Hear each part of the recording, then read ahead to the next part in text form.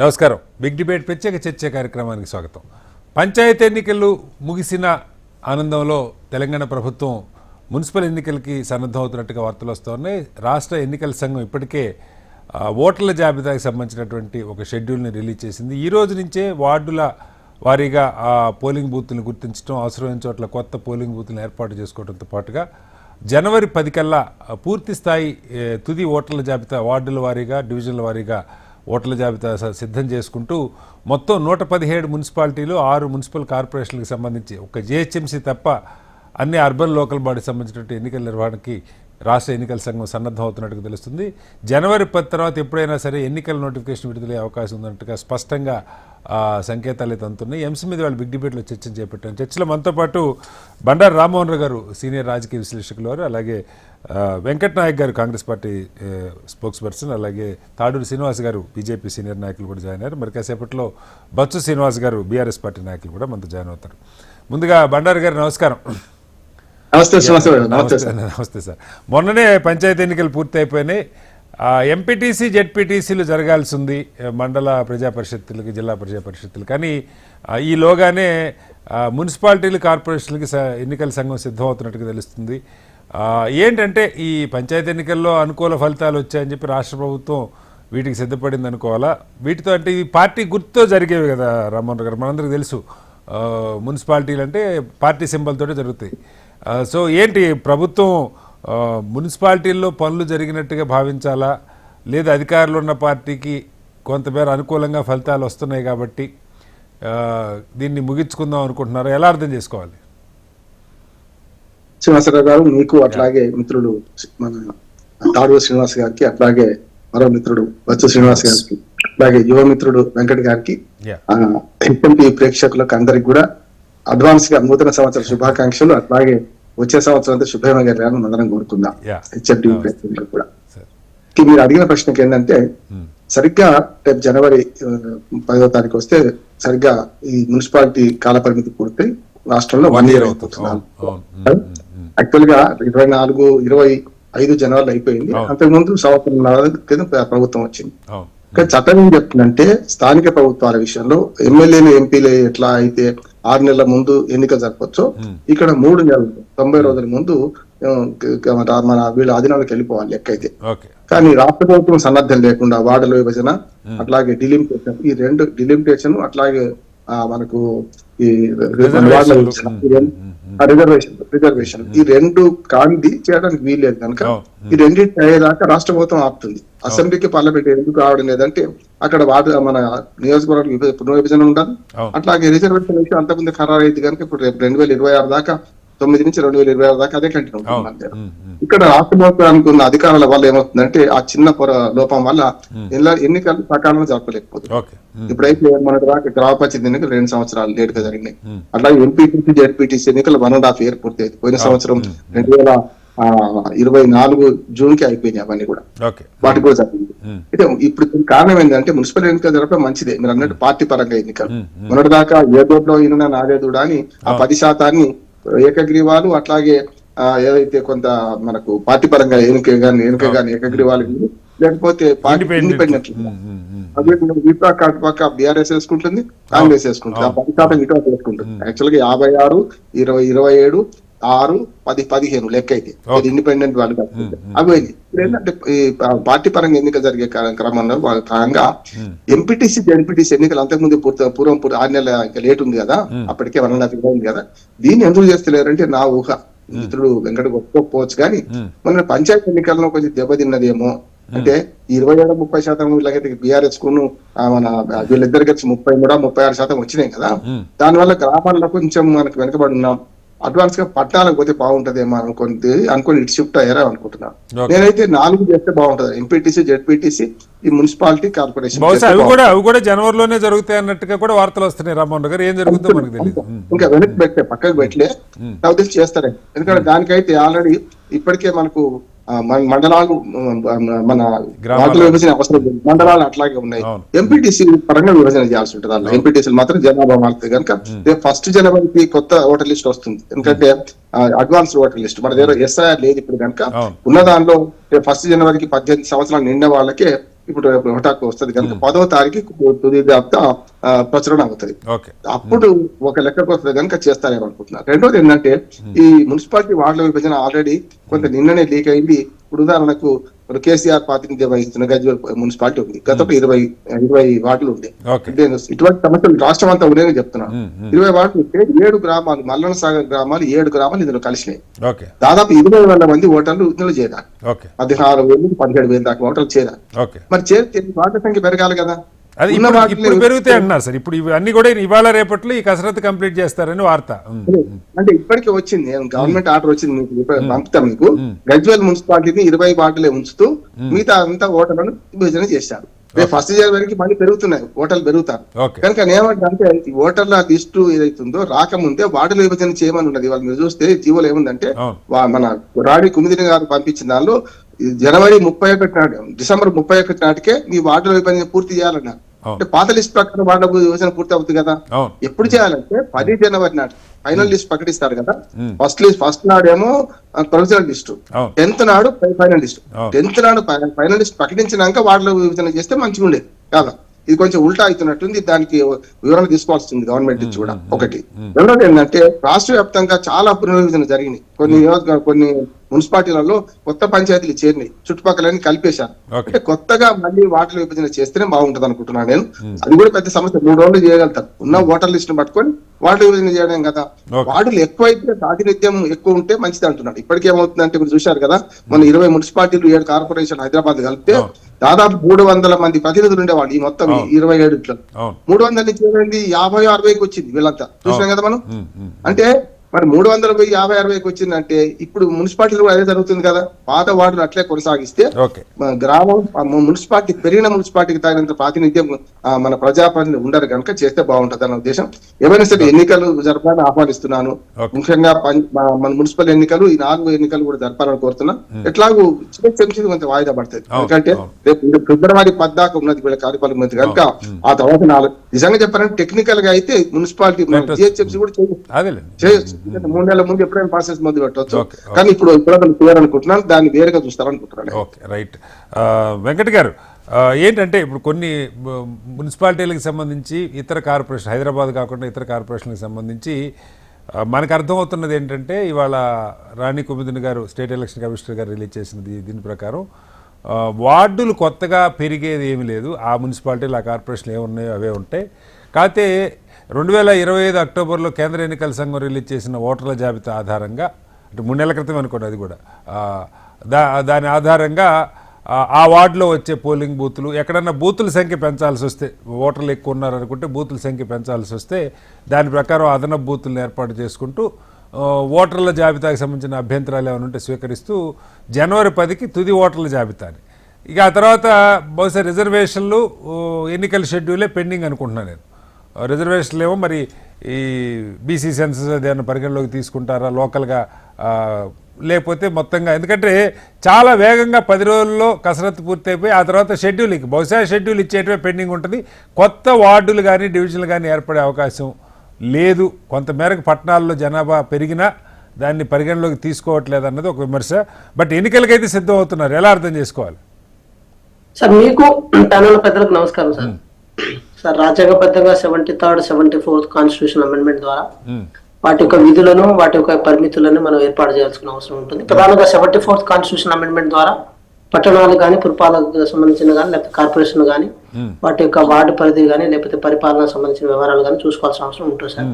మీరు చూడండి, సర్పంచ్లు, వార్డు సభ్యులు, ఎంపీటీసీ, జెడ్పీటీసీల రిజర్వేషన్లు ఆల్రెడీ ఖరారై ఉన్నాయి. ఎందుకంటే ఇది సెప్టెంబర్ లో ఎలక్షన్ జరగాల్సిన చోట కోర్టుల యొక్క ఇది ఆంతర్యం వల్ల కొంతవరకు అది డిలే అయిన ప్రక్రియ ఉండే.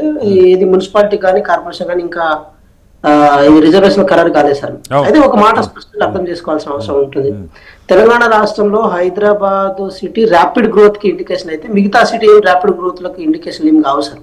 అవి కొంత మేరకు మాత్రమే పెరిగినాయి, జనాభా పరంగా కానీ, సిటీ గ్రోత్ పరంగా కానీ, రెవెన్యూ పరంగా కానీ కొంతవరకు పెరిగినాయి. కానీ హైదరాబాద్ మాత్రం ఉన్నదానికంటే రెట్టింపుగా పెరిగిన సందర్భాలు ఉన్నాయి. కాబట్టి దానిలో సమూలమైన మార్పులు తీసుకురావడం జరిగింది సార్. హైదరాబాద్ విషయానికి వచ్చినప్పుడు ఫర్ ఎగ్జాంపుల్ చెప్పాలంటే సార్, కొత్త ఊర్లను కానీ, హైదరాబాద్ అది కాదు వెంకట గారు, హైదరాబాద్ ఓకే పెరిగింది అందరం అంగీకరిస్తాం, కానీ ఇప్పుడు వరంగల్, కరీంనగర్, నిజామాబాదు, ఇలా మహబూబ్ నగర్ ఇలాంటి నగరాలు కూడా కార్పొరేషన్లు అవన్నీ ఎంతో కొంత జనాభా చుట్టుపక్కల గ్రామాల నుంచి మండలాల నుంచి అక్కడికి వస్తూనే ఉంటుంటారు, సెటిల్ అవుతూ ఉంటారు ఉపాధి కోసం, లేదా చిన్న చిన్న పిల్లల చదువుల కోసం, మరొక దానికోసం.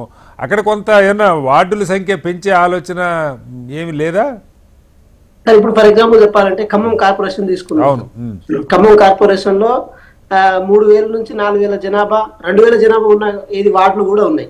అదే హైదరాబాద్ తీసుకుంటే మనకు కనీసం ఒక 30,000, 40,000, లక్ష వరకు జనాభా ఉన్న ఏది డివిజన్లు కూడా ఉన్నాయి సార్.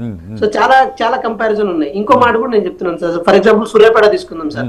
సూర్యాపేటలో ఇక్కడ ఇప్పుడు మనం మేయర్ దగ్గర కార్పొరేషన్ అంటే ఇక్కడేమో మనం కౌన్సిలర్స్ అని మనం అంటాం సార్ వార్డులను. సో అన్నప్పుడు చాలా ఏదైతే ఊళ్ళు ఉన్నాయో ఏమంటారు మన పశు సంవర్ధక సంబంధించిన ఏది బందర్ తోటలు ఉన్న ఊళ్ళు కూడా కౌన్సిల్ కిందకి వచ్చిన సందర్భాలు ఉండే సార్. కానీ నిజంగా చెప్పాలంటే 74th కాన్స్టిట్యూషన్ అమెండ్మెంట్ ద్వారా విధులలో బందర్ తోట అనేది ఉండదు సార్. కేవలం గ్రామ పంచాయతీ బందర్ తోట అంటే మీకు తెలుసు కదా సార్, ఇది ఆవులను కట్టివేయడం కానీ వాటి సంరక్షణ సంబంధించిన ఉంటాయి సార్.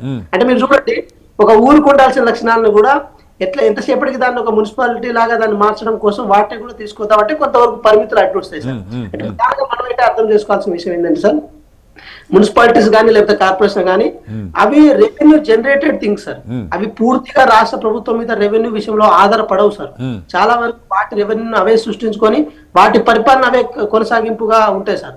కాబట్టి తెలంగాణ రాష్ట్రంలోని ప్రధానంగా మనం అబ్జర్వ్ చేయాల్సిన విషయం ఏంటంటే సార్, ఏది మన గ్రామ పంచాయతీలు కానీ గ్రామాలు కానీ రెవెన్యూ విషయంలో ఆధారపడతాయి సార్. కానీ మున్సిపాలిటీస్ కార్పొరేషన్ మాత్రం రెవెన్యూ విషయంలో ఆధారపడకుండా చేయాల్సిన బాధ్యత కూడా ప్రభుత్వాలకు ఉంటుంది. కాబట్టి ప్రభుత్వాలు వాటి యొక్క ఇంటిగ్రిటీని ఎక్కడ డైల్యూట్ చేయడానికి ఉండలేదు సార్. ఎందుకంటే నా మాట మీరు అర్థం చేసుకుంటారని నేను అనుకుంటున్నాను.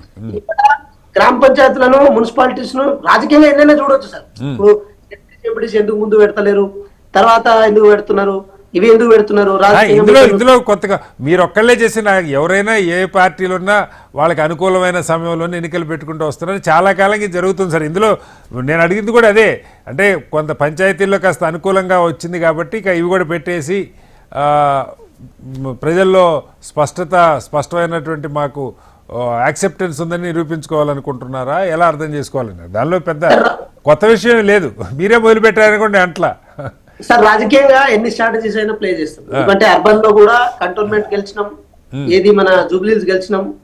నెక్స్ట్ ఏదైనా ఏమంటారు మన ఈ కార్పొరేషన్ విషయంలో కానీ మిగతా విషయంలో కానీ గెలవడానికి కూడా సిద్ధంగా ఉన్నాం. కానీ ఒక మాట మీరు సార్, పంచాయత్ సంబంధించింది 3,000 కోట్ల వరకు బడ్జెట్ ఏదైతే ఫినాన్స్ కమిషన్ నుంచి రావాల్సిన బడ్జెట్ ఆగుతుందని చెప్పి ఒకటి ఏదైతే ఉందో అదే విధంగా మున్సిపాలిటీస్ కూడా వర్తిస్తాయి సార్. ప్రధానంగా MPTC, ZPTC, local body tier అంటే అంచెల వారిగా ఉన్న దాంట్లో జెడ్పీటీసీ కొంచెం నిధులు తక్కువ వస్తాయి, ఎంపీడీసీకి నిధులు తక్కువ వస్తాయి.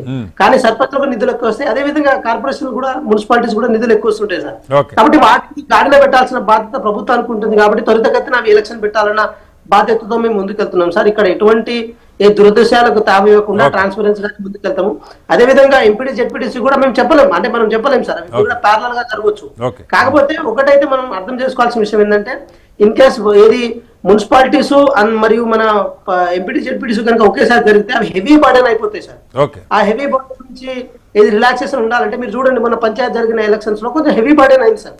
ఏది అధికారులు కానీ పోలీస్ వ్యవస్థ కానీ కొంచెం హెవీ బర్డెన్ అయింది. మళ్ళీ ఒకేసారి ఎంపీడీ, జెడ్పీటీ జరిగినా కూడా మళ్ళీ హెవీ బర్డెన్ అవుతుంది. సో రెండు విడివిడిగా ఒకేసారి కాకుండా రెండు విడివిడిగా జరిగే అవకాశం ఉంటుంది అనుకోవచ్చా? అంతేగా సార్. వీటి మధ్య కనుక ఈ మున్సిపాలిటీ కార్పొరేషన్ ఎలక్షన్ కనుక జరిగితే మాత్రం కొంతవరకు ఇది శాండ్విచ్ ఓరియంటేషన్ లో భాగంగా ఏది లిబరల్ గా ఎలక్షన్ జరుగుతాయి. అదే విధంగా ప్రభుత్వ యంత్రాంగం మీద కూడా బర్డెన్ జరగదు. ఎవరైతే ప్రభుత్వ అధికారులు ఉన్నా లేకపోతే ప్రభుత్వ యంత్రాంగంలో పనిచేసిన వాళ్ళు కూడా వాళ్ళ యొక్క పనిలోని ఏది పక్కదారి పట్టించకుండా ఉండడానికి అవకాశం ఉంటుంది. కాబట్టి ఒక గవర్నమెంట్ ఇలా బ్రాడ్ పర్స్పెక్టివ్ తో థింక్ చేస్తారు సార్. మేము పొలిటికల్ యాంగిల్ లో థింక్ చేయాల్సి వస్తే మేము చాలా విషయాలు దాంట్లో ఇంక్లూడ్ చేయొచ్చు. బట్ అది మాకు మెయిన్ పారామీటర్ కాదు కదా సార్. ఎలక్షన్స్ వస్తుంటాయి పోతుంటాయి, కాబట్టి అడ్మినిస్ట్రేషన్ అనేది ఇంపార్టెంట్ కదా సార్. రైట్ అండి. ఓకే, మళ్ళీ వస్తాను మీ దగ్గరికి. బచ్చు శ్రీనివాస్ గారు, కేటీఆర్ గారు జిహెచ్ఎంసీ మీద దృష్టి పెట్టారు. నిన్ననే కొంత చేరికలు మొదలైనవి. బట్ ఇప్పుడు ఎన్నికలేమో మున్సిపాలిటీల్లో, కార్పొరేషన్లో వచ్చే పరిస్థితి కనపడుతోంది. రాష్ట్ర ప్రభుత్వం అయితే ఒక ఉత్సాహంగానే ఈ ఎన్నికలకి సిద్ధమైనట్టుగా, సరే కేంద్ర ప్రభుత్వ నిధులు కొంతమేరకు ఉండొచ్చు కానీ రావాల్సినవి, బట్ పంచాయతీ ఎన్నికల గెలుపు ఉత్సాహంలో మున్సిపాలిటీలు, కార్పొరేషన్లు కూడా వెళ్తున్నట్టు కనపడుతుంది. బీఆర్ఎస్ పరిస్థితి అండి, సిద్ధంగా ఉన్నారా ఎన్నికలకి? సార్, మొట్టమొదట మీకు ప్యానెల్లో ఉన్నటువంటి పెద్దలకు, హెచ్ఎం టీవీ వీక్షకులకు అందరు కూడా నమస్కారం. అదేవిధంగా ఈరోజు వైకుంఠ ఏకాదశి పర్వదిన సందర్భాన కూడా శుభాకాంక్షలు. చెప్పండి. ఈ రేపు రాబోయే నూతన సంవత్సర శుభాకాంక్షలు. అయితే బీఆర్ఎస్ పార్టీ ఈ రోజు కాదు సార్, బీఆర్ఎస్ పార్టీని పార్లమెంట్ ఎన్నికలు జరిగిన తర్వాత, జరిగిన ఎమ్మెల్సీ ఎన్నికలు జరిగిన తర్వాత చాలా మంది బీఆర్ఎస్ పని అయిపోయింది, బీఆర్ఎస్ పార్టీ ఇంకా లేదు అంటే కాంగ్రెస్ రెట్టింపైన ఉత్సాహంతో అట్లా బీఆర్ఎస్ ఇంకా లేదు, బీఆర్ఎస్ పార్టీ కనుమరుగైపోయింది, తెరమరుగైపోయింది, అట్లాంటి ఇంకా బీఆర్ఎస్ కి కాలం చెల్లిపోయింది, అట్లాంటి మాటలు చాలా మాట్లాడారు. నేను అన్న ప్రతి సందర్భంలో ఒకటే గుర్తుకు చేస్తాను. నాకు బాగా అంటే ఆంధ్రప్రదేశ్ లో చంద్రబాబు నాయుడు గారు వాళ్ళ యొక్క శ్రేణులు నిజంగా నిర్వీర్యం అయిపోయింది. సర్పంచ్ ఎన్నికలలో పూర్తిగా పోటీ చేయలే ఎక్కడ కూడా. అసలు టీడీపీ పనే అయిపోయింది. వైకాపా అధికారంలో ఉన్నప్పుడు వైకాపా అధికారంలో టీడీపీ భవిష్యత్తు లేదండి. This is not correct. ప్రతి రాజకీయ పార్టీకి ఒక వ్యూహం ఉంటుంది. ఒక్కొక్కసారి ప్రజలు ఒక్కొక్క స్పందిస్తారు, అంతేగాని ఏ రాజకీయ పార్టీలు కూడా అంత తొందరగా అంటే ఇంత పెద్ద నేపథ్యం ఉన్న పార్టీ కదా, డెఫినెట్ గా it will take its own, it will regain and rebounds. దానికి ఏంటంటే అధికార పార్టీ చేసే తప్పులే మనకు బలాన్ని ఇస్తాయి. మనం చూసిన మన గత 2 సంవత్సరాల నుంచి టైం కూడా వాళ్ళకి ఇంకా 2 సంవత్సరాలు అంటే it is a big tenure. చాలా టైం పాస్, చాలా టైం 40% వాళ్ళ పీరియడ్ అయిపోయినట్టే, టైం అయిపోయింది, 40% అయిపోయింది. వాస్తవానికి అయితే డే 1 నుంచే వేగంగా పనిచేయాల్సినటువంటి ప్రభుత్వం అంటే మేము ఊహించినంత వేగంగా పనిచేస్తలేదు, లేదా మేము పనిచేసినంత మా పాలనతోని బేరీజ్ వేసుకున్నా కూడా అంత వేగంగా పనిచేయటం లేదనేటువంటిది నా అభిప్రాయం. ఎంతసేపు ప్రతిపక్షాన్ని విమర్శించే పనిలో కానీ లేకపోతే ఆ విధంగా ఉన్నారు. కానీ వాళ్ళు ఇచ్చినటువంటి గ్యారంటీలు లేకపోతే వారంటీలు, లేకపోతే ఈ రోజు కూడా నేను చూసిన ఎక్కడో ఇది ఏంది సమ్మక్క సారక్క జాతర, అట్లనే కరీంనగర్ వేములవాడ రాజన్న బస్సుల విపరీతమైనటువంటి జనం కొట్టుకుంటున్నారు, వాళ్ళకి బస్సులు సరిపోవట్లేదు. అంటే ఇటు యూరియా కోసం యాప్ తీసుకొస్తే ఆ యాప్ లో స్లాట్ బుక్ చేసుకున్న వ్యక్తులకు యూరియా ఇవ్వకుండా యూరియా నల్లబజార్లో అమ్ముకుంటున్నారు. ఎంత ఘోరం అంటే అరే ఏం చేస్తుంది గవర్నమెంట్ అనేటువంటిది నాకు అంటే గవర్నమెంట్ ని బ్లేమ్ చేయాలని కాదు, I don't want to blame. Government has to work in on its own way, government has to function on its own way to give the best governance to the people. అది ప్రతిపక్షంతో పోటీ పడతారా లేకపోతే వాళ్ళతో? BRS పని అయిపోయిందని ఎవరు అనలేరు, ఎందుకంటే మొన్నే పంచాయతీలో దాదాపు 25-30% గెలిచారు. వాళ్ళు అన్న సందర్భం చెప్తున్నారు. ఇవన్నీ ఇట్లా ఇప్పుడు కూడా మా దగ్గర నేను చూసిన మునుగోళ్ళ ఒక గ్రోమోర్ డీలర్ లైసెన్స్ రద్దు చేసి అక్కడ ఉన్నటువంటి రద్దు చేసే అధికారి వాళ్ళు నల్లబజార్లు అమ్ముకుంటారు మరి కూడా. అంటే ఇట్లాంటి పరిస్థితులు ఈ పరిస్థితులు ఎందుకు వస్తున్నాయి? ప్రభుత్వం 2 ఏళ్ళు అయినా కూడా 4 పంటలు వచ్చిపోయినా కూడా చెప్పులు పెట్టుకోను యాప్ తీసుకురావడం ఎన్ని చేసినా కూడా అంటే ప్రాపర్ గా ఎందుకు రైతుకి ఇవ్వలేకపోతుందో ప్రభుత్వమే ఆలోచన చేసుకోవాలి. అయితే ఇట్లాంటి పరిస్థితులలో మన జూబ్లీహిల్స్ గెలిచిన తర్వాత కొంత నూతన జవతత్వాలు కొని తెచ్చుకున్నటువంటి ప్రభుత్వము మళ్ళా ఏ మాత్రం గ్యాప్ లేకుండా ఈ బీసీ రిజర్వేషన్ కూడా వాళ్ళ నుంచి కొంచెం బయటపడి తొందరగా వేగంగా గ్రామ పంచాయతీ ఎన్నికలకు వెళ్ళింది.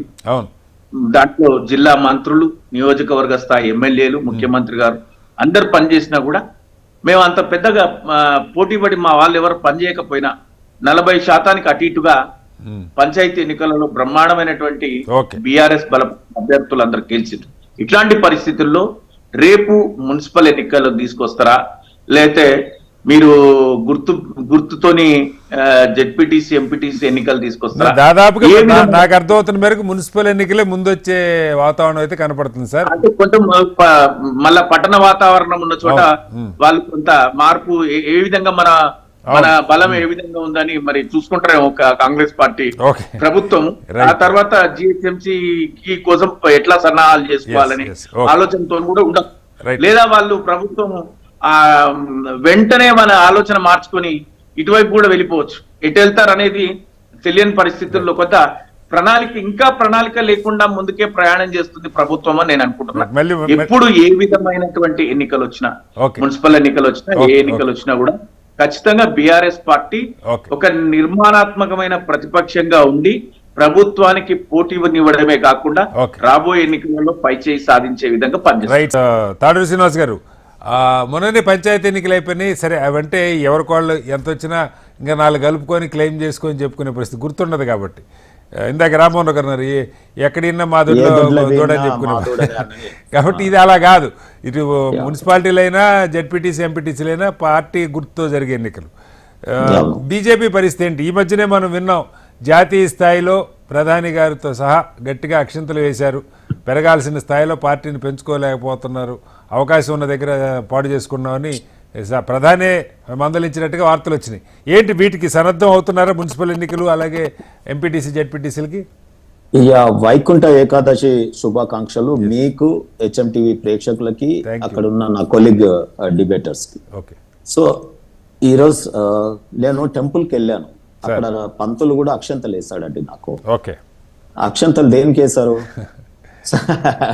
So to do the good అన్నట్టు, మనకు మంచి జరగాలని చేస్తుంటారు. మా ఫ్యామిలీకి మాకేం రాహుల్ గాంధీ లాగానో ఫ్యామిలీ పెద్దనో లేకపోతే కేసీఆర్ లేరు కదా, మాకు అన్ని ఆయనే కదా మోడీ గారు. మరి ఎంపీలతో మాట్లాడకపోతే ఇంకెవరితో మాట్లాడతారు? వాళ్ళంటే ఇప్పుడు కేసీఆర్ అంటే ఆయన కొడుకుని అల్లుని పిలిపించుకొని చర్చలు చేస్తే సరిపోతుంది. ఇప్పుడు కూతురు లేదు కానీ వాళ్ళిద్దరిని పిలిపించుకొని ఫామ్ హౌస్ కి మీరు వేస్తూ ఉంటారు, మీరే స్క్రోలింగ్. హరీష్ రావు గారు, కేటీఆర్ గారు అర్జెంట్ సమావేశం, చాలా సీరియస్ చర్చ కేసీఆర్ గారితో అంటారు. సో అక్కడ సోనియా గాంధీ గారు, రాహుల్ గాంధీ గారు, ప్రియాంక గాంధీ గారు, ఆ రకంగా ఉంటుంది వాళ్ళ దాంట్లో. మా దాంట్లో అమిత్ షా గారు మాట్లాడుతుంటారు కానీ దే ఆర్ నాట్ రిలేటివ్స్ కదా, they are not family members కదా. మా ఫ్యామిలీ అయినా ఏదైనా మా పార్టీ కార్యకర్తలు, అది ఎంపీలు కావచ్చు, ఎమ్మెల్యేలు కావచ్చు. కాబట్టి తప్పని పరిస్థితుల్లో ఒకసారి ప్రధానమంత్రి గారు మాట్లాడటం అభ్యంతరం కాదు. ఏది ఇక్కడ మీరు గ్రూప్ కొట్లాట్లు మొన్ననే కుర్చీలు వేసుకున్న సంఘటనలు కూడా చూసాం. మీ పార్టీలో ఎక్స్పెక్ట్ చేయాల నల్గొండ జిల్లాలో కుర్చీలు వేసుకున్న సంఘటనలు కూడా చూస్తా ఉన్నారు అందరూ. పెరుగుతున్న పార్టీ పెరుగుతున్నప్పుడు అటువంటి సింప్టమ్స్ అక్కడక్కడ కనిపిస్తుంది, దాంట్లో తప్పేం లేదు. సో డెమోక్రసీలో అది జరగడం తప్పే. వేరే పార్టీలో కుర్చీలు వేసుకున్న ఇదే మాట అంటారా? భవిష్యత్తు గాంధీ భవన్ తగలబెట్టుకుంటేనే తప్పు లేదు కానీ మా దాంట్లో కొంత అక్కడ జరిగిన దానికి తర్వాత ఎంబడే సెటిల్ అయిపోయింది. అంత ఉండదు మా దాంట్లో, సీరియస్ యాక్షన్స్ ఉంటాయి. అయితే రెండోది ఏంటంటే శ్రీనివాసరావు గారు, ఈ రోజు ఈ రాష్ట్ర రాజకీయాలలో కేసీఆర్ గారేమో సైలెంట్ మోడ్కి వెళ్ళిపోయినారు, బీఆర్ఎస్ పార్టీ అధ్యక్షులు. ఇక్కడ కాంగ్రెస్ పార్టీ ముఖ్యమంత్రి గారేమో ఏరోప్లేన్ మోడ్ కి వెళ్ళిపోయినారు. తెలుసు కదా మీకు ఏరోప్లేన్ మోడ్ అంటే అదేం యూజ్ అవ్వదు సెల్. వీరు ఏరోప్లేన్ ఎక్కి ఢిల్లీకి పోవడం వైబ్రేషన్ మోడ్ లో ఉందంట. అందుకనే పాజిటివ్ వైబ్రేషన్ లో ఉంటాయి. ఈ రోజు లోకల్ బాడీస్ నడుస్తున్నాయి అంటే వేటితో నడుస్తున్నాయండి? కేంద్రం ఇచ్చే నిధులతోనే నడుస్తున్నాయి. ఇలా గ్రామాలలో పారిశుద్ధ్యం కావచ్చు, ఎందుకు గ్రామాలలో శ్మశాన ఘాట్లు కావచ్చు, రైతు వేదికలు కావచ్చు, అనేక ప్రకృతి వనాలు కావచ్చు, ఇలా సన్న బియ్యం ఈ స్కీమ్ పబ్లిక్ పీడిఎస్ స్కీమ్ కావచ్చు, ఏది చూడు కేంద్రం ద్వారానే నడుస్తుంది తప్ప రాష్ట్రంలో ఒక్క రూపాయి లేదని ముఖ్యమంత్రి గారు స్వయంగా చెప్పినారు.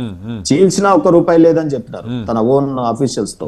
గతంలో వాళ్ళేమో అప్పులు చేసి గీకేసుకొని క్రెడిట్ కార్డు వాళ్ళు మాట్లాడతారట. అంటే చిట్ చాట్ లో నాకు ఒక లీడర్ మిత్రుడు ఉంటాడు కదా, ఎంత వెళ్ళొచ్చిన పార్టీ కేటీఆర్ గారు ఒకరితో అన్నారట, మొత్తం క్రెడిట్ కార్డు మనం గీకినరా అలా మ్యాగ్నెటిక్ అదంతా గీతలు పడ్డాయి, ఇప్పుడు ఎవరు గీకినా దాంట్లో పైసలే రావు, ఏటీఎం లో జల్లలేదు ఆ కార్డు, అట్లుంది స్ట్రేట్ ఖజానా, వాడు మళ్ళీ పడిపోతాడు, గవర్నమెంట్ మనదే వస్తుంది అని చెప్తున్నట్టుగా వింటున్నాం. అంటే నేనేమంటున్నా అంటే ఈ రోజు లోకల్ బాడీస్ అన్ని కూడా కేంద్ర ప్రభుత్వ నిధుల మీద ఆధారపడి నడుస్తా చెప్తున్నాం. అదే మీ ద్వారా ఇప్పుడు అందుకే కదా మీరు ఇచ్చిన అవకాశాన్ని ఉపయోగించుకుంటున్నాం.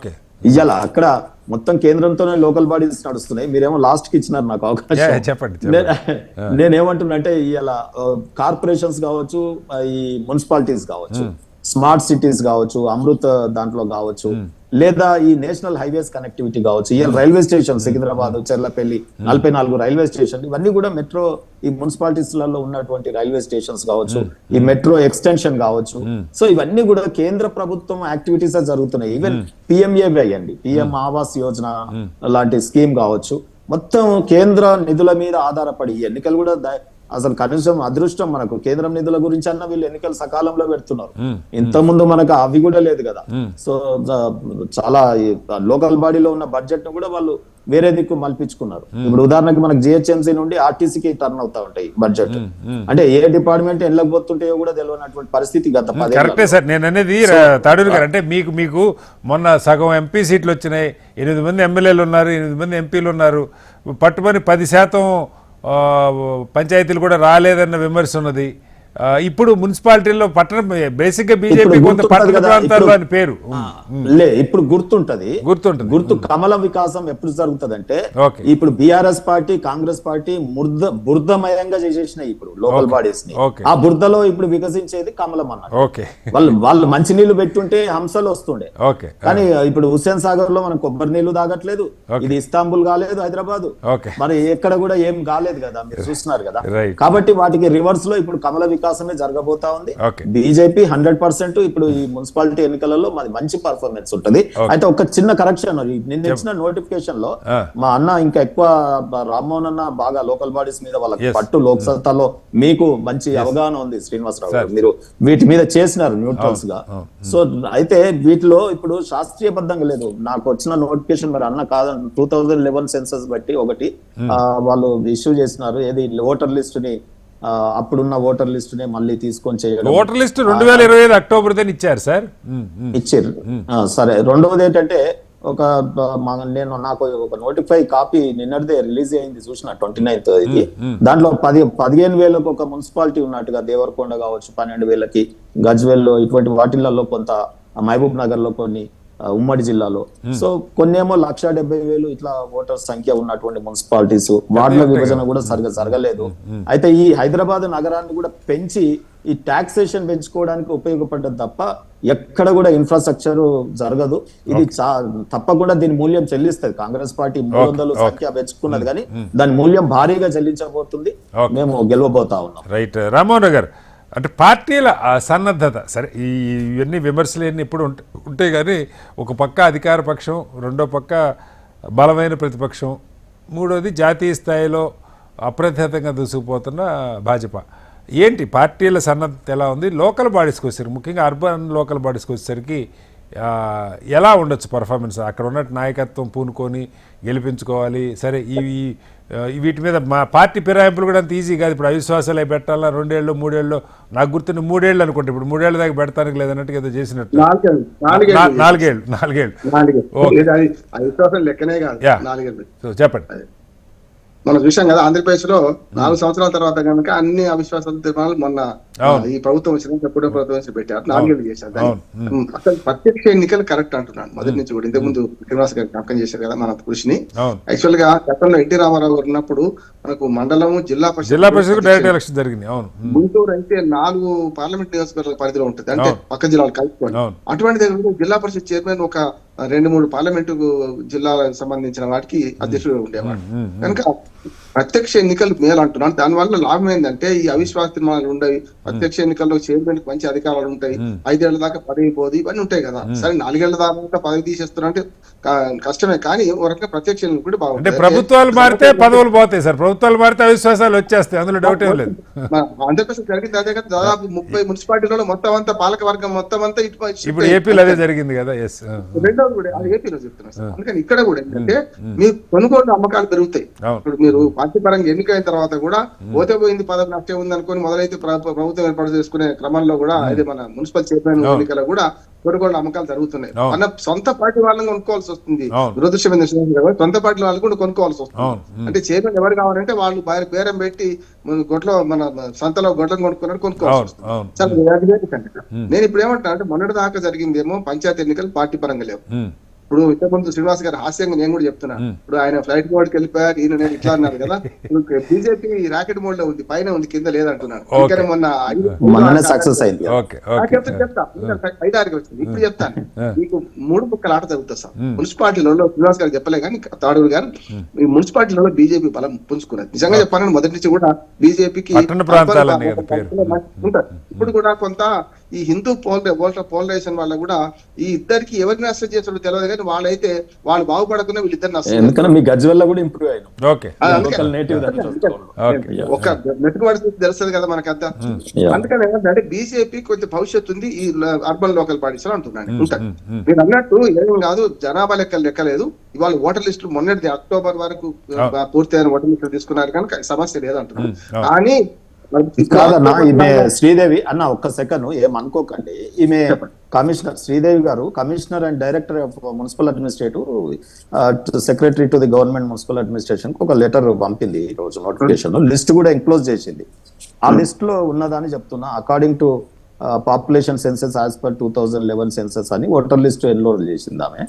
సో దాంట్లో మీ గజ్వేల్ వచ్చి మీ గజ్వేల్ వచ్చి ఎన్ని డివిజన్స్ ఉన్నాయో కూడా దీంట్లో పెట్టినారు. 20 రైట్ 20. ఇప్పుడు ఎందుకంటే జనాభా లెక్కలు లెక్క కాదు, ఇందులో ఓటర్ లిస్ట్ లెక్క కనుక ఇప్పుడు నేను మా విభజన చూసినా కదా, ఓటర్ లిస్ట్ లెక్క ఇందులో ఒక్కడే మాట చెప్తున్నాను. ఏమైందంటే ఇప్పుడు అక్టోబర్ లో హైదరాబాద్ పెరిగింది శ్రీనివాసరావు, కానీ దానిలో ఏమైంది 20+ ఇది కలిపేది కానీ అది కలపడం అవసరం అంటున్నాను. ఎందుకు అవసరం అంటే వికేంద్రీకరణ ఉండాలి, అందుకని 3-4 మున్సిపాలిటీస్ అంటున్నారు, కార్పొరేషన్ పేరు చేస్తామంటే అది మంచిది అంటున్నాను. కలపడం ఎందుకంటే మొత్తం ఓవరాల్ గా అభివృద్ధి అంతా కేంద్రీకరించబడిన తర్వాత ఏంటంటే ప్లానింగ్ కరెక్ట్ ఉంటుందని. మనకు చూడండి గతంలో గ్రామ పంచాయతీలలో కూడా మాస్టర్ ప్లాన్ అంటారు, ప్రతి 5 సంవత్సరాల మాస్టర్ ప్లాన్ చేయాలంటే. అంటే పక్కన ఉన్న సర్వే నెంబర్లు గ్రామ కట్టడం కలుస్తుంటాయి కదా, మాస్టర్ ప్లాన్ లేకపోతే ఎవరికి వాడు గోడ కట్టుకుంటే బయటకు పోయే దారి ఏది ఉంటది. అందుకని మాస్టర్ ప్లాన్ గ్రామ పంచాయతీలకు ఎట్లనో దీని కూడా మాస్టర్ ప్లాన్ కోసం అవసరం అంటున్నాను. కానీ కేంద్రీకృతం చేస్తే లంచాలు పెరుగుతాయి, ఒకే దగ్గర కేంద్రీకృతం అయితే అవినీతి పెరుగుతుంది, దాంతో పాటు ప్రజలకు కష్టాలు పెరుగుతాయి. కనుక 3 చేస్తామంటున్నారు. నేనైతే హైదరాబాద్ అయితే 3 కాదు 5 జిహెచ్ఎంసీ తర్వాత వద్దాం సార్. ఇప్పుడు వీటికి మీరు అన్నట్టు రామ్మోహన్ గారు అంటే డైరెక్ట్ ఎలక్షన్ పెట్టే అవకాశం ఉందా? ఏ ప్రభుత్వాలు వాటికి సిద్ధంగా లేవు. లేదు ఇంకోటి రిజర్వేషన్ సంగతి కూడా మాట్లాడాలి. ఇదే 17% రిజర్వేషన్, 23 కూడా కాదు. ఎందుకంటే 23 ఏమో పంచాయతీలలో కూడా 17కే వచ్చింది, 23 అన్నదే కదా. ఇక్కడ ఏమైతే మున్సిపాలిటీలో బీసీ జనాభా కానీ ఎస్సీ ఎస్టీ జనాభా తక్కువ ఉంటుంది. దాంతో ఏమైతే అంటే ఎస్సీ ఎస్టీ జనాభా కూడా తక్కువ రిజర్వేషన్ వస్తాయి.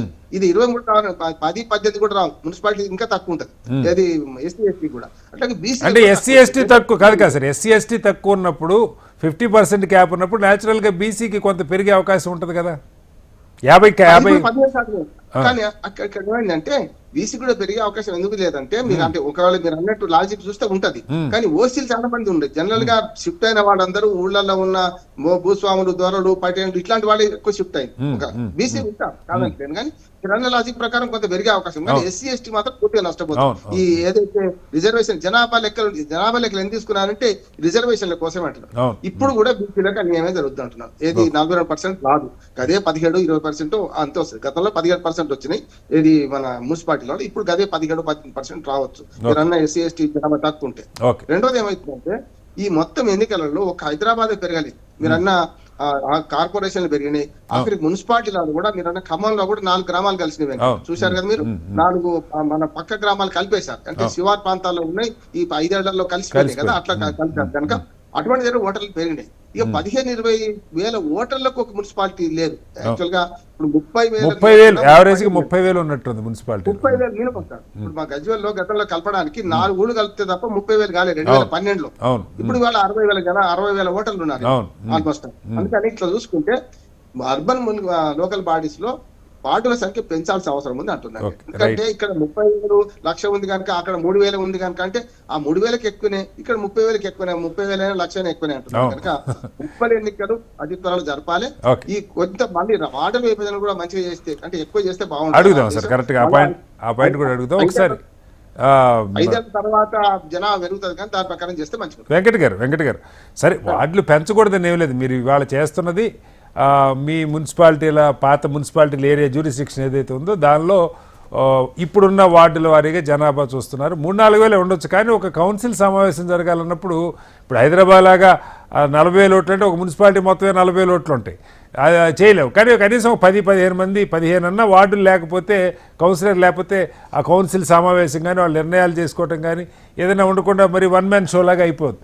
కాబట్టి కొన్ని చోట్లన్నా, అన్ని చోట్ల కాకపోయినా ఇప్పుడు ఖమ్మం కానీ మా నగరాలు పెరిగినాయి, కొన్ని మున్సిపాలిటీలు కూడా పెరుగుతారంటే, మరీ మారుమూల మున్సిపాలిటీలు పెరగకపోయినా కొంచెం సెంటర్గా ఉన్న మున్సిపాలిటీలు కూడా పెరుగుతుంటాయి. వార్డుల్ని కూడా కొంచెం పెంచుకునే అవకాశం ఏమైనా ఉంటుందా, దాని మీద దృష్టి పెడతారా? అలాగే రిజర్వేషన్లకు సంబంధించి సరే ఎన్నికల్లో రాజకీయంగా వాతావరణం ఎవరికి అనుకూలంగా పక్కకు పెడితే గ్రామీణ ప్రాంతాల్లో ఎస్సీ ఎస్టీ జనాభా ఎక్కువ ఉంటుంది, జనాభా ప్రాతిపదికన వాళ్ళు రిజర్వేషన్లు ఇవ్వాలి. పట్టణ ప్రాంతాల్లో ఆ జనాభా తక్కువ ఉంటుంది. హైదరాబాద్లో లాస్ట్ టైం నాకు గుర్తుండి ఒకసారి జిహెచ్ఎంసీలో 2 డివిజన్లు వచ్చినట్టుంది ఎస్టీకి, వాళ్ళ పాపులేషన్ తక్కువ ఉంటుంది కాబట్టి 150లో. అలాగే ఇప్పుడు పట్టణ ప్రాంతాల్లో అక్కడ రిజర్వేషన్ వాళ్ళ జనాభా తక్కువ ఉంటుంది, 50% దాకా బీసీలకు ఇచ్చుకోవడానికి అవకాశం, మీరు 42% అన్నారు, ఎస్సీ ఎస్టీ కలుపుకొని ఒక 15-16% ఉన్న ఓ 32-34% ఇవ్వడానికి అవకాశం ఉంటుంది. ఆ పద్ధతిలో వెళ్తారా, బీసీ జనాభా కూడా ఇంతే ఉంది కాబట్టి ఇంతే అని చెప్పి తగ్గిస్తారా అన్నది ప్రశ్న. సార్ విషయం ఏంటంటే సార్, ఇప్పుడు ఒక గ్రామ పంచాయతీకి ఉన్న లక్షణాలని సరే అర్బన్ కి ఆనుకుని ఉందని నేను ఇందాక కూడా చెప్పిన సార్, ఆ లక్షణాలు నీరుగా అంటే ఒక మున్సిపాలిటీనో ఒక కార్పొరేషన్ సస్టైనబుల్ చేయడం కోసం ఏది గ్రామ పంచాయతీ లక్షణాలు ఉన్న విలేజ్ ని తీసుకెళ్లి దీంట్లో కలపడం ఏదైతే ఉందో కొంతవరకు వాటి యొక్క ఇంటిగ్రిటీని, దాంతోపాటు వాటి యొక్క సస్టైనబిలిటీ నీరు గాల్చినట్టే అయితే సార్. సో ఇవన్నీ పారామీటర్స్ గవర్నమెంట్ 100% తీసుకుంటది, ఇంకా తీసుకోవాల్సిన ఇనిషియేషన్ ఉంది కాబట్టి 100% తీసుకుంటుంది సార్, దాంట్లో ఎటువంటి ప్రాబ్లం లేదు. అంటే ఇప్పటిదాకా ఇచ్చిన నోటిఫికేషన్ లో వార్డుల గురించి కానీ రిజర్వేషన్ల గురించి కానీ ప్రస్తావన లేదు. బహుశా జనవరి 10 తర్వాత వాటి గురించి మేబీ క్లారిటీ వచ్చే అవకాశం ఉంటుందేమో సార్, ఎందుకంటే ఓటర్ల ముసాయిదా తయారు చేసిన తర్వాతనే వార్డుల విభజన జరుగుతుందని నేను అనుకుంటున్నాను సార్. ఓకే, సో దాని ప్రకారమే ఉంటదేమో. ఇన్ కేసు ఇప్పుడు సపోజ్ ఫర్ ఎగ్జాంపుల్ చెప్పాలంటే సార్, ఒక వార్డు అనుకుందాం సార్, ఆ వార్డుకి ఎస్టీ జనాభా ఎస్టీ రిజర్వేషన్ వచ్చింది అనుకుందాం సార్, అక్కడ ఎస్టీ ఓటరే లేకపోతే ఇబ్బంది అవుతుంది కదా సార్. ఒక్క ఓటర్ ఉన్నా కూడా రిజర్వేషన్ కేటాయింపు చేయొచ్చు. సో ఇన్ కేసు లేకపోతే అధికారులు తప్పిదం అవుతుంది కదా. సో దానివల్ల మళ్ళీ కోర్టులు కేసులు ఇవన్నీ ఉంటాయి కాబట్టి ఏది మన ఓటర్ల ముసాయిదా అయిపోయిన తర్వాత వాటిలో విభజన జరిగిన తర్వాత ఎలక్షన్ కి పోతారని అయితే అనుకుంటున్నాం సార్. ఆ ఎలక్షన్ పోయే విషయంలో ఏమంటారు సార్, ఒక మాట ముందు ఈ కార్పొరేషన్ కి మున్సిపాలిటీ పోతారా లేకపోతే జెడ్పీటీసీ ఎంపీటీసీ పోతారా అనేది సెకండరీ. ఎందుకంటే ఆల్రెడీ ఎంపీటీసీ జెడ్పీటీసీల ఓటర్ లిస్ట్ ఆల్రెడీ రెడీ అయి ఉంది సార్, రిజర్వేషన్ కూడా రెడీ అయి ఉంది sir. In case BC reservation మీద ఎటువంటి ఇది గైడ్ లైన్స్ కనుక రాకపోతే ఉన్న బీసీల చోట జనరల్ స్థానాలు ఏది సర్పంచ్ ఇచ్చినట్టు ఇవ్వాల్సి ఉంటుంది సార్. ఎస్సీ ఎస్టీల జనాభా అయితే ఏది రిజర్వేషన్ అయితే మారదు సార్. మన సర్పంచ్ లో కూడా ఎస్సీ ఎస్టీల రిజర్వేషన్ మారలే.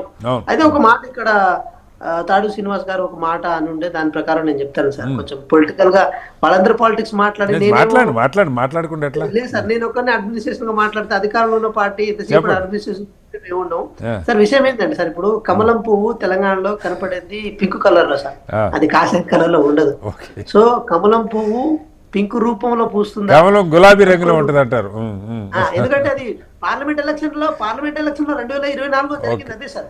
యాక్చువల్ గా బేసికల్ గా బీజేపీ అంత రావడానికి కూడా కారణం ఏంటంటే బీఆర్ఎస్ కున్న ఓటింగ్ పర్సెంటేజ్ ని త్యాగం చేయడం వల్ల వచ్చింది. మా ఓటింగ్ పర్సెంటేజ్ ఎటు పోలే, ఉన్న దాంట్లో 1-2 పెంచుకున్నాం కానీ వాళ్ళు డ్రాస్టిక్ గా బీఆర్ఎస్ పడిపోయి కమలానికి అమాంతంగా వాళ్ళు ఇచ్చేస్తారు. ఫర్ ఎగ్జాంపుల్ చెప్పాలంటే మల్కాజ్గిరి నియోజకవర్గంలో ఏది ఈటల రాజేంద్ర గారి గెలుపులో బీఆర్ఎస్ పార్టీ యొక్క నాయకుల యొక్క పాత్ర కీలకంగా ఉందన్న మాట కూడా వస్తుండే. కాబట్టి తెలంగాణలో పూస్తున్న కమలం ఏదైతే ఉందో పింక్ కలర్ లో పోయబోతుంది అనేది మేము బలంగా నమ్ముతున్నాం. ఎందుకంటే కమలం కూడా వేరే రాష్ట్రంలో ఎట్లుందో నాకు తెలియదు కానీ తెలంగాణలో అయితే కమలం పింక్ కలర్ లోనే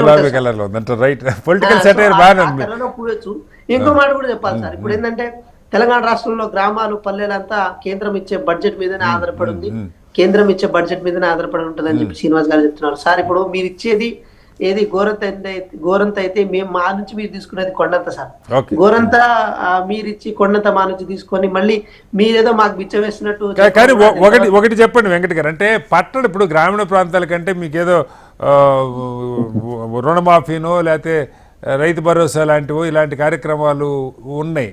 పట్టణ ప్రాంత ఓటర్లకి నగర ప్రాంత ఓటర్లకి ప్రత్యేకంగా ఏంటి అంటే నలుగురితో పాటు నారాయణ వాళ్ళకి ఏమన్నా ప్రత్యేకంగా పట్టణాల్లో మౌలిక వస్తువుల పెరగటానికి కానీ ఇలాంటి వాటికి ఒక స్పష్టత ఏమి కనపడుతున్నట్లేదు, ఏం చెప్తారు? ఇంటి కిరాయిలు మాఫ్ చేస్తారేమో హామీలోనే కాదు, మాఫీలోనే కాదు, డెవలప్మెంట్ పాయింట్ ఆఫ్ వ్యూ అడుగుతున్నా సార్. ఒకటి సార్ నిజంగా చెప్పాలంటే సార్, రూరల్ లెవెల్లో డెవలప్మెంట్ ఉంటుంది, అర్బన్ లెవెల్లో కూడా డెవలప్మెంట్ ఉంటుంది. కాకపోతే వెల్ఫేర్ అనేది కామన్ గా అందరూ ఒకటే సార్. ఇప్పుడు ఫర్ ఎగ్జాంపుల్ చెప్పాలంటే వృద్ధాప్య పింఛన్ కానీ అన్ని చోట్ల ఇస్తారు అనుకోండి, అది అన్ని చోట్ల ఇవ్వాల్సి ఉంటుంది. కాకపోతే ఎక్స్ట్రాగా రూరల్ ప్రాంతాల్లో ఇచ్చేది ఏముంటదంటే ఎవరైతే రైతులు కానీ మిగతా యువజనులు కానీ పర్టికులర్ గా ఒక అంశం మీద కనుక ఆధారపడితే దాని నుంచి సబ్సిడీ రూపంలో రావాలని అనుకుంటారు. ఇప్పుడు ఫర్ ఎగ్జాంపుల్ చెప్పాలంటే రైతులు ఉన్నారు సార్, రైతులు పండిస్తేనే అర్బన్ లో ఉన్న వాళ్ళు అన్నం తినాలి కదా సార్. ఇప్పుడు అర్బన్ లో ఇప్పుడు మనం ఇప్పుడు హైదరాబాద్ లో ఉన్నాం సార్, హైదరాబాద్ లో ముద్ద అన్నం తినాలన్నా కూడా ఇది రూరల్ ప్రాంతాల్లో రైతులు పండిస్తేనే మనం తినాల్సి వస్తుంది. సో ఇప్పుడు నేను ఇక్కడ పండించి రైతులకు ఇస్తలేం కదా సార్, మనం పండించి రైతులకు ఇస్తలేం కదా. సో వాళ్ళకి కనుక అక్కడ సబ్సిడీ రూపంలోనో లేకపోతే వాళ్ళకి కనుక ఒక సపోర్ట్ రూపంలో జరిగితే మనం ఒక ముద్ద తిని అనుకుంటుంది. కాబట్టి ఇక్కడ విషయం ఏంటంటే ఈ రోజు అర్బన్ ప్రాంతంలో వచ్చిన వ్యక్తి కూడా రూరల్ ప్రాంతంలో ఆయనకు ఓటు రూపంలో లేకపోవచ్చు, కానీ ఆయనకు ఆధార్ కార్డు లేకపోతే మిగతా ఏదైనా వాళ్ళ తాత ముత్తాతలు ఆస్తులు ఉంటాయి. తల్లిదండ్రులు వాళ్ళు ఉంటారు, 100% ఉంటారు. సో అర్బన్ గానీ రూరల్ గానీ ఇవంతా ఒక కమాండింగ్ ఇది సార్. అయితే ఒకటేంటంటే అర్బన్ విషయానికి వచ్చినప్పుడు ప్రధానంగా శానిటైజేషన్ అనేది చాలా ఇంపార్టెంట్ సార్. మన క్లీన్ సిటీ కానీ లేకపోతే శానిటరీ విషయంలో కానీ లేకపోతే ల్యాండ్ ఆర్డర్ అనేది చాలా ఇంపార్టెంట్ సార్. ఎందుకంటే అర్బన్ ప్రాంతంలో ఆటోమేటిక్ గా ఇది సంపద అనేది సృష్టించబడుతుంది కాదు, కాబట్టి అక్కడ ల్యాండ్ ఆర్డర్ అనేది మంచిగా మెయింటైన్ చేయగలగాలి. అదే విధంగా మద్యపానం కానీ లేకపోతే డ్రగ్స్ కానీ ఇలాంటి విషయాల్లో ఒక గవర్నమెంట్ కరెక్ట్ మూవ్ కనుక తీసుకుంటే మాత్రం అంటే వీటికంటే అట్లాగా సార్ అవన్నీ సరే రాష్ట్ర ప్రభుత్వ సబ్జెక్టులు, కానీ కీలకంగా అక్కడ పార్కులు, డ్రైనేజ్ వ్యవస్థ, మంచినీరు, తర్వాత ఈ దోమలు లేకుండా చేయటం, మార్కెట్ల నిర్వహణ, ఇవే కదా మన మున్సిపాలిటీల బాధ్యతలు. వాటి మీద రోడ్లు ఇవి వీటికి నిధుల కొరత అన్ని చోట్ల ఉంది వెంకట్ గారు. నగరాలకు సంబంధించి, పట్టణాలకు సంబంధించి ఏదైనా ఒక బడ్జెట్ లాగా కొంత ఇదిగో వీటికి అర్బన్ డెవలప్మెంట్కి వీటికి పెట్టుకుంటాం, అట్లా ఏమన్నా ఒక స్పష్టత ఇచ్చే అవకాశం. అక్కడ వచ్చే డబ్బులు, ఆ పన్ను డబ్బులు వాళ్ళ జీతాలకు బతిలు కూడా సరిపోవు, అది మనకు తెలుసు. తప్పకుండా చేస్తుంది. బీఆర్ఎస్ కాంగ్రెస్ ఏం చేస్తుంది అంటే వైన్ షాపులు వస్తాను సార్ వెంకట్ గారు, షాపులు పెంచుతారు. వెంకట్ గారు ఏమంటే గతంలో బీఆర్ఎస్ ఉన్నప్పుడు కానీ ఒక 7-8 ఏళ్ళు సేమ్ కేంద్ర ప్రభుత్వం ఎంత గ్రాంట్ ఇచ్చిందో 15th ఫైనాన్స్ తగ్గట్టు ఇచ్చింది. ఈ 2 ఏళ్ళు లేదంటున్నాను. అట్లా రాష్ట్ర ప్రభుత్వం కూడా మీరు అది చేస్తారని అడిగితే బాగుంటుంది. ఓకే, గ్రాంట్ కేంద్ర ప్రభుత్వం వచ్చేది రాష్ట్ర ప్రభుత్వం గ్రాంట్ ఇవ్వాలి కదా, కేంద్ర ప్రభుత్వం ఎంత ఇచ్చింది అప్పుడు వాళ్ళ మీద ఆధారపడి వాళ్ళు ఆధారపడి చేస్తున్నారు. మేము కూడా ఇస్తామని చెప్పండి, మీరు గ్యారెంటీ ఇవ్వాల్సిందే ఉంటారు రాష్ట్ర ప్రభుత్వం కూడా అంతా.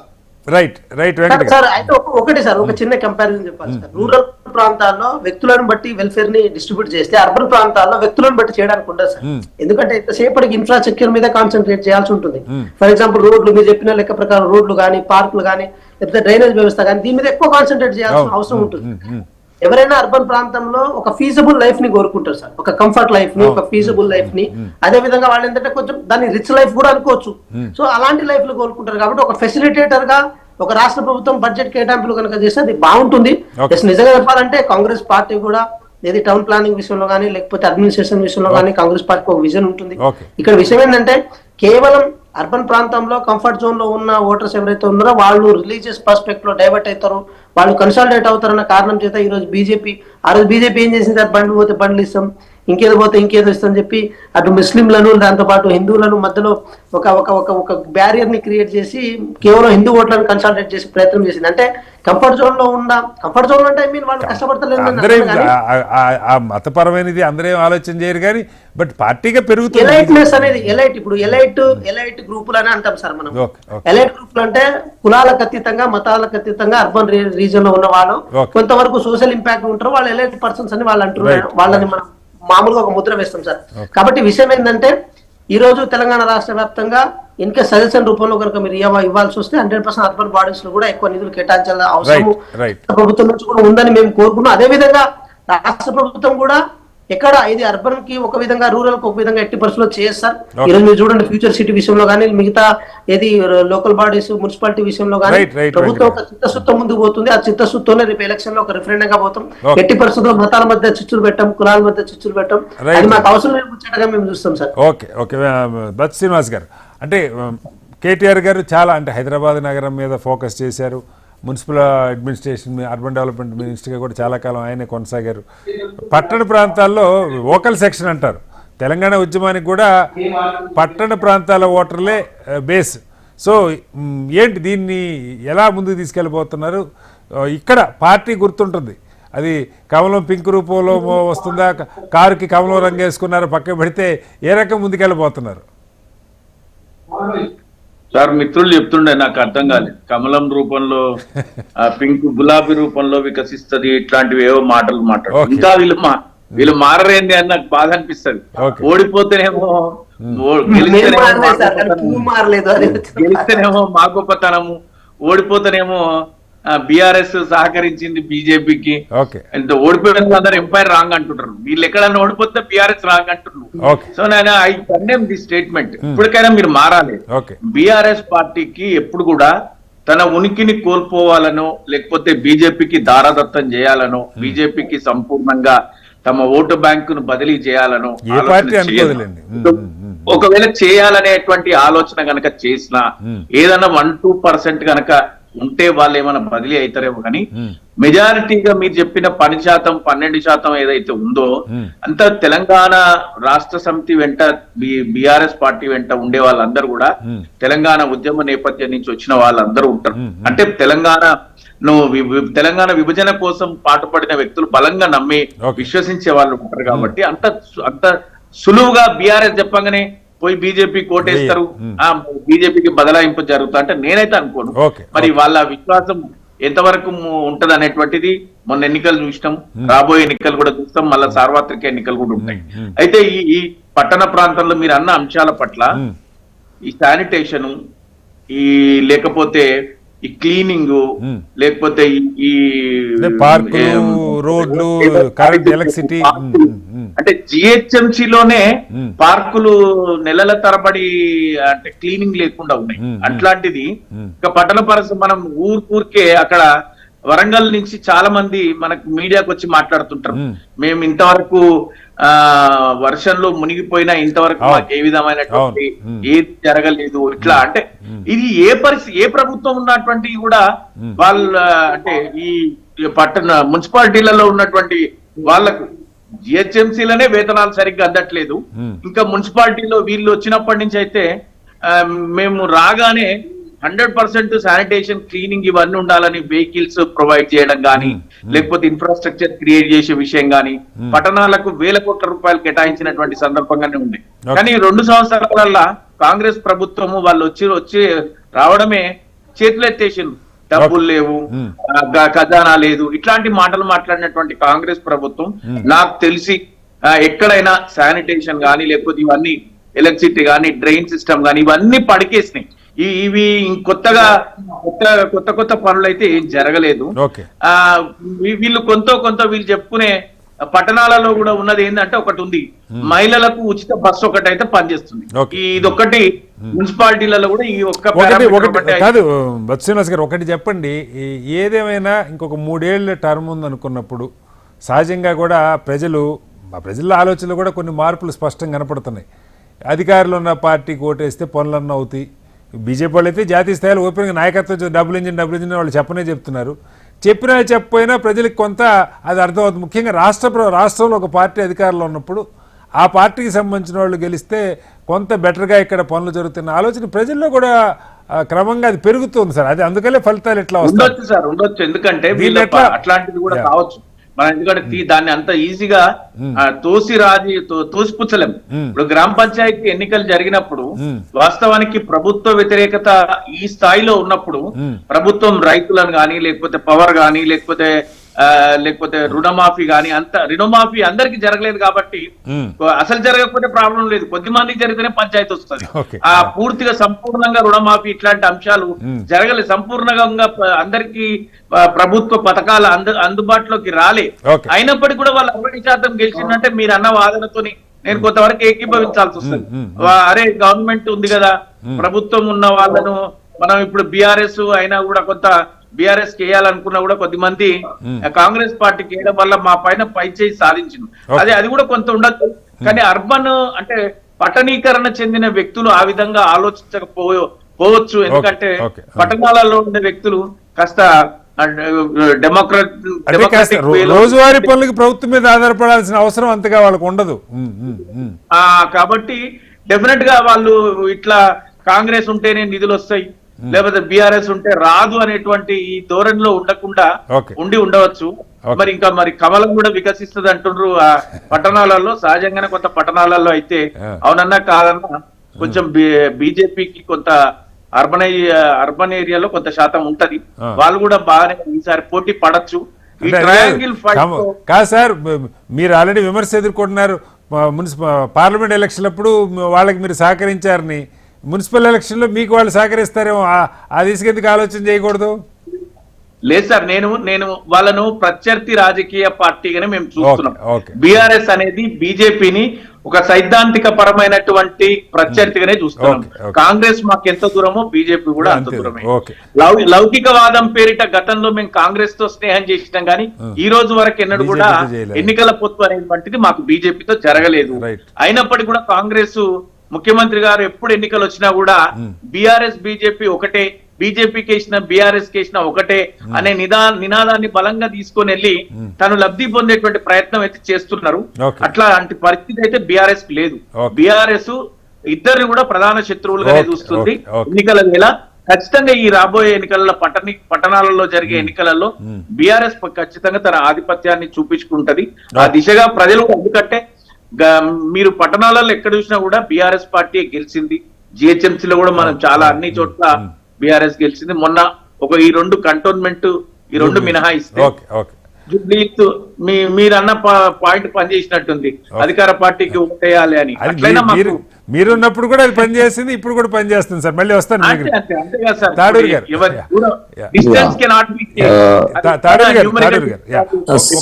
ఒక పాయింట్ ఏంటంటే తాడూరు గారు, మీకున్న ఎమ్మెల్యేలు కానీ ఎంపీలు కానీ గతంలో కూడా బీజేపీ సొంతగా కొన్ని మున్సిపాలిటీలు కార్పొరేషన్లు గెలుచుకున్న పరిస్థితుంది. ఎమ్మెల్యేలు కూడా ప్రధానంగా అర్బన్ నుంచే ఎక్కువ ఉన్నారు, రూరల్ 1-2 ఉన్నట్టుగా ఎంపీలు కూడా ఎలాగ అర్బన్ నుంచే ఉన్నారు. సో ఏంటిది ఇక్కడన్నా కాస్త కమలం వికసిస్తుంది అనుకోవచ్చా? కాస్త ఎందుకు, కమలం వికసిస్తే మొత్తం వికసిస్తుంది. కాస్త ఏం లేదు. ఇప్పుడు వాళ్ళు నా ఇద్దరు సోదరులు కూడా అదే మాట్లాడినారు, సంతోషం. నేనేమంటున్నా అంటే కమలం బీఆర్ఎస్ పార్టీ నిజంగా కూడా ఈరోజు దేశ రాజకీయాల్లో ఉన్నాయి. కొంతమంది నేషనల్ లీడర్స్ చెప్పిన మాట నేను చెప్తున్నా, నా సొంత కవిత్వం కాదు. ఇది untouchable party BRS party, non predictable leader BRS party having. ఏది కేసీఆర్ గారు అంటే ఆయన ఎప్పుడు ఎవరితో పోతాడు ఎవరితో పోడు అనే నేషనల్ పర్సెప్షన్ చెప్తాం. తెలంగాణ మూవ్మెంట్ లో కూడా ఆయన ఇంతెందుకండి, పార్లమెంట్ లో బిల్లు పెట్టిన రోజు సుష్మా స్వరాజ్ గారు కొట్లాడినారు గొంతు చించుకొని కాంగ్రెస్ పార్టీ చేసే పొరపాట్లని, కానీ వారు ఎక్కడ కనిపించలేదు. అయితే నేను ఇక్కడ ఏమంటున్నా అంటే కమలం వికసించిన తర్వాత నా సోదరుడు మీ చేయితోనే తెంపుకొని పూజ చేద్దరు కానీ నో ఇష్యూ. అయితే శ్రీనివాసరావు గారు ఇక్కడ మనం ఒకటి గమనించాలి, మెట్రో అర్బన్ ఎలక్షన్స్ ఎప్పుడు కూడా ఇది స్వయం ప్రతిపత్తి సంస్థ, ఏది GHMC and municipalities local bodies కి ఈ అన్న ఇంతకుముందు చక్కగా అడిగినాడు. 15th ప్లానింగ్ కమిషన్ 3,400 కోట్లు, ఇప్పుడు 600 కోట్లు రెడీగా ఉన్నాయి, అది తీసుకోవడానికి ఆయన ఎలక్షన్ పెట్టినాడు, పోయినాడు. ఇది జగమెరిగిన సత్యం. ఈ మధ్య సోషల్ మీడియా గానీ మీరు కానీ బీజేపీ ఏమిస్తుందో తెలుస్తుంది. అయితే ఇప్పుడు జిహెచ్ఎంసీ వచ్చి టోటల్ స్వయం ప్రతిపత్తి సంస్థ. ఇక్కడ ఏంటంటే మేము అర్బన్ స్మిటీ ఇది అమృత్ గానీ లేకపోతే స్మార్ట్ సిటీస్ గానీ ఇవన్నీ తెచ్చినప్పుడు కేంద్రం నేరుగా నిధులు ఇస్తున్నప్పుడు ఇంకా ఇక్కడ కాంగ్రెస్ పార్టీ స్టేట్ గవర్నమెంట్ ఉండాల్సిన అవసరం లేదు. అది కరప్షన్ లేకుండా చాలా ప్లానింగ్ గా జరగాలంటే కేంద్రము ప్లస్ జిహెచ్ఎంసీ డైరెక్ట్ గా అనుసంధానమై పనిచేసేటటువంటి అవకాశం ఉంది. మీరు అన్నట్టు జిహెచ్ఎంసీ లో రేపు డబుల్ ఇంజన్ సర్కార్ వస్తుంది. రెండోది మున్సిపాలిటీస్ అయినా ఇప్పుడు నేను అందుకే చెప్పిన మొత్తం మా భుజాల మీద నడుస్తుంది. ఏది పట్టణం ఇప్పుడు ఇల్లు కట్టే పిఎం ఆవాస్ యోజన ఒకటి మీరు గమనించండి. పేర్లు వీళ్ళు పెట్టుకుంటారు. నాకు విచిత్రం ఏంటంటే ఇవి ఎక్కడికి వెళ్ళి వస్తాయో, ఇందిరా మిల్లు, కేసీఆర్ కిట్టు ఇవన్నీ ఎక్కడికి వెళ్ళి వస్తాయో తెలియదు. కేంద్రం ఇచ్చేది చెప్పారు. మోడీ గారి ఫోటో పెట్టమని నిర్మలా సీతారామన్ డబుల్ బెడ్రూమ్ ఇల్లు దేశం అంతా కట్టిస్తున్నారా కేంద్ర ప్రభుత్వం? దేశం అంతా కట్టిస్తాం. ఇక్కడ కూడా వీళ్ళు ఇప్పుడు గ్రాంట్స్ మీరు అన్నారు మ్యాచ్యూరిటీ ఎంత ఇస్తే అంత. మీకు ఒక ఎగ్జాంపుల్ చెప్తాను. మన రామ్మోహన్ అన్న గారి కాన్స్టిట్యున్సీ ఏరియాలో ఉద్యానవన శాఖ మేము ఎప్పుడో 86 కోట్లు ఇచ్చినాం. దానికి ఒక వీళ్ళు 30 కోట్లు ఇవ్వలేదు. ఇప్పుడు చెల్లపల్లి రైల్వే స్టేషన్ 100 కోట్లు పెట్టి చేసినాం. 36 కోట్లు అప్రోచ్ రోడ్ కి కావాలి, అది చెయ్యట్లేదు. సో ఈ రకంగా కేంద్రం రాష్ట్ర ప్రభుత్వం ముందుకొచ్చి మేము ఇచ్చే వాటికి 10% 15% ఏది సల్లకు ఎన్ని కుండెడు పాలు మేము ఇచ్చినా ఓ చెంచడు తోడు రాష్ట్ర ప్రభుత్వం కూడా వేస్తే ఏమైతుంది అంటే అది పెరుగైతుంది. అట్లా వ్యవహారం చేయాలి రాష్ట్ర ప్రభుత్వం కేంద్ర ప్రభుత్వం. ఇక్కడ చెయ్యట్లేదు. జిహెచ్ఎంసీ నిధులన్నీ కూడా అక్కడెక్కడ ట్రాన్స్ఫర్స్. ఇంతకుముందు సోదరుడు అన్నారు, మీరు అన్నారు ఏ రకంగా మీరు ముందుకు పోతారో ప్రామిసెస్ ఏది ఏదన్నా చేయొచ్చు కదా, అర్బన్ ఓటర్స్ కూడా మీరు ఇవ్వచ్చు కదా అని పాపం మీరు మంచిగా అడిగినారు. కానీ నేనేమంటున్నా, తప్పకుండా రేవంత్ రెడ్డి గారు రేపు ఈ రోజు వైకుంఠ ఏకాదశి, రేపు అరచేతిలో వైకుంఠం మాత్రం చూపిస్తారు. 100% చూపిస్తాడు. మీరు చూడండి రేపు. సార్ ఇప్పుడు మీరు ఇంకోటి అన్నారు, ఆదాయం అంటే మద్యం షాపుల మీదనే ఆదాయం వస్తుంది. రేపు జిహెచ్ఎంసీలో మైనింగ్ గానీ ఇది గానీ ఉండదండి. ఇక ఏం చేస్తారంటే ఇప్పుడు జిహెచ్ఎంసీ పెంచేసి ఇవన్నీ పట్టణాలు చేసి గవర్నమెంట్ భూములు అమ్ముకుంటారు. ఆ గవర్నమెంట్ భూములన్నీ రాష్ట్ర ఖజానాకు పోతాయి. దాంట్లోకి వెళ్ళి ఏమి ఇస్తారు అని మీరు ఇద్దరు అడుగుతా ఉన్నారు. మీరు న్యూట్రల్స్ కాబట్టి శ్రీనివాసరావు గారు, రామ్మోహన్ రావు గారు అడుగుతున్నారు. దానికి గవర్నమెంట్ స్టేట్ గవర్నమెంట్ మాట్లాడాలి. నేను ఒకనాడు వైఎస్ రాజశేఖర రెడ్డి దగ్గరికి పోయి అడిగినానండి, మీరు సార్ మరి హైదరాబాద్ చుట్టుపక్కల మరి రంగారెడ్డి జిల్లా భూములన్నీ అమ్ముకుంటున్నారు, వేల కోట్ల రూపాయలు వస్తున్నాయి, ఇవన్నీ తీసుకుపోయి అక్కడనే పెట్టుకుంటున్నారు, మీరు గుంటూరు కృష్ణ అక్కడ పెట్టుకుంటున్నారు, మాకు ఒక డిగ్రీ కాలేజ్ లేదు రంగారెడ్డి ఉమ్మడి జిల్లాలో, ఒక డిగ్రీ కాలేజ్ అని ఇయ్యరా అని అడిగిన. ఆయన ఆలోచన చేసి చేవళ్ళకి ఇచ్చినాడు. అంటే 25 కాలేజీలు గుంటూరులో ఉంటాయి, 30 కాలేజీలు కృష్ణాలో ఉంటాయి, రంగారెడ్డి జిల్లాలో ఒక్కటి లేదు సార్, భూములు మాత్రం మాయ అమ్ముతున్నాం మనం. అట్లా గ్రేటర్ హైదరాబాద్ భూములను అమ్ముకుంటారు. ఇప్పుడు ఈ కొడంగల్ కు ఆయన సిద్దిపేట, ఆయన ఉన్నప్పుడు సిద్దిపేట సిరిసిల్ల, ఈయన ఉన్నప్పుడేమో కొడంగల్. ఇది అసలు ఎట్లా పాలకులు ఇట్లా తయారైనారు, దీన్ని ఎవరు కూడా ప్రశ్నించట్లేదు అనేది నా యొక్క ఆవేదన. సో రాండమ్ గా ఉండాలి జరిగిన, నిజంగా కూడా మనం ఎండి వేరే వాళ్ళకి త్యాగనిరత ఉండాలి, నాయకుల దగ్గర వేరే వాళ్ళకి పెట్టాలి. మన ఇంటికి వస్తే ఎవరికన్నా మనం ఎండి వాళ్ళకి పెడతాం, వీళ్ళేమో వాళ్ళ నియోజకవర్గాలలోనే మొత్తం ప్రాజెక్టు మరి అద్దంలాగా చేసుకుంటారు, మిగతా వాటిల్లో లేదు.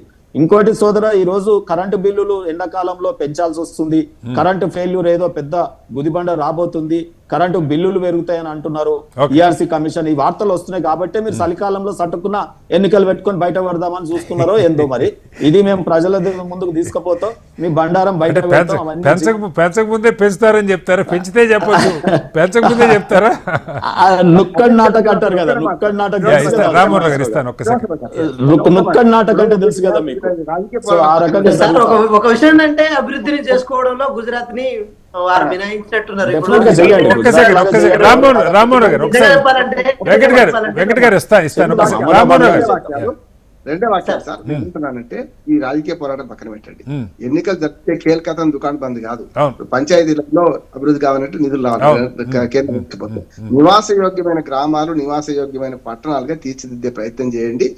ప్రజలు ఉంటారు అక్కడే కదా, మీరు ఆకాశంలో ఉండరు, కేంద్రంలో రాష్ట్రంలో ఉంటారు, కనుక ఇవన్నీ కూడా నివాస యోగ్యమైన గ్రామాలు పట్టణాలు తీర్చిదిద్దడానికి కేంద్ర రాష్ట్ర ప్రభుత్వాలు ఇద్దరు కూడా సహకరిస్తే మంచిది. రైట్. మొత్తంగా పంచాయతీ ఎన్నికల తర్వాత అటు మున్సిపాలిటీ ఎన్నికలతో పాటుగా ఎంపీటీసీ జెడ్పీటీసీ ఎన్నికలు కూడా రాష్ట్ర ప్రభుత్వం సిద్ధమవుతున్నట్టుగా తెలుస్తోంది. మున్సిపాలిటీలు కార్పొరేషన్లకు సంబంధించి ఏ అంశాలు కీలకం అవుతాయి, ప్రభుత్వ పథకాలతో పాటుగా అభివృద్ధి ఏ మేరకు చర్చకు వస్తుంది, అలాగే అధికార విపక్షాలనే అంశం కాకుండా నిజంగా అభివృద్ధికి ఎవరు పాటుపడతారో ఆయా పట్టణాల్లో ఆయా నగరాల్లో అలాంటి నాయకత్వాన్ని ఎన్నుకునే ప్రయత్నం జరగాలి. వార్డుల పునర్విభజన కొన్ని చోట్ల అవసరమయ్యే పరిస్థితి కనపడుతుంది. ప్రత్యక్ష ఎన్నిక మున్సిపల్ చైర్మన్కి కానీ నగర మేయర్కి కానీ జరిపే ఆలోచన కనీసం ఈ ప్రభుత్వాన్ని చేస్తున్నది ఒక ప్రశ్నార్థకం. ఏదేమైనా జనవరిలో అటు మున్సిపాలిటీ ఎన్నికలతో పాటు ఎంపీటీసీ జెడ్పీటీసీ ఎన్నికలు కూడా ఉండే అవకాశం కనపడుతుంది. పార్టీలు ఏ మేరకు సన్నద్ధంగా ఉంటాయో వేచి చూడాలి. చర్చలో పాల్గొన్న బండారు గారికి, తాడూరు గారికి, అలాగే వెంకట్ గారికి, బొత్స శ్రీనివాస్ గారికి ధన్యవాదాలు. ఇది వాళ్ళ బిగ్ డిబేట్. మరో వస్తాం, మళ్ళీ కలుద్దాం. నమస్కారం.